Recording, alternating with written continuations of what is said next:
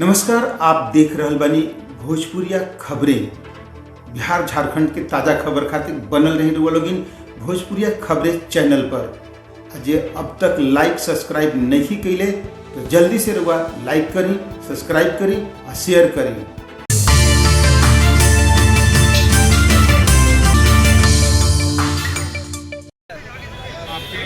प्रांगण में ऐसे जानवरों के शिक्षक हो जो बच्चों को जमाने से पीट रहे हो।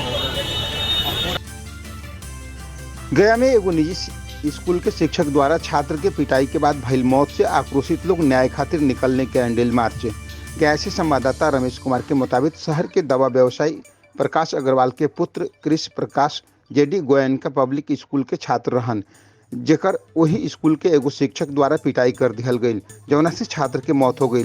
आक्रोशित लोग न्याय के उम्मीद लेके शहर में कैंडल मार्च निकलने लोग के मांग रहे कि अविलंब उक्त स्कूल के बंद कर दिहल जाओ और दोषी शिक्षक के फांसी के सजा दिहल जाओ, ताकि आने वाला भविष्य में ए तरीके घटना के पुनरावृत्ति न होखे।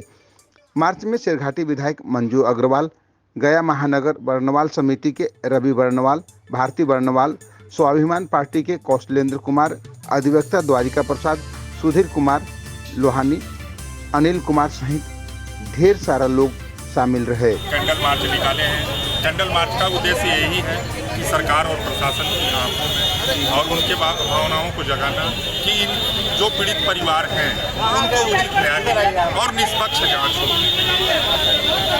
अभी तक प्रशासन का जो सहयोग हम लोगों को मिलता है या मिल रहा है, हम लोग विश्वास कर रहे हैं कि हम लोगों को उचित न्याय मिलेगा और जो ये परिवार पीड़ित हैं उनको उचित न्याय मिले और इस बच्चे को भी न्याय मिले। मैं कंचन प्रसाद अग्रवाल, अखिल भारतीय नवनोलिया अग्रवाल महासभा सभापति के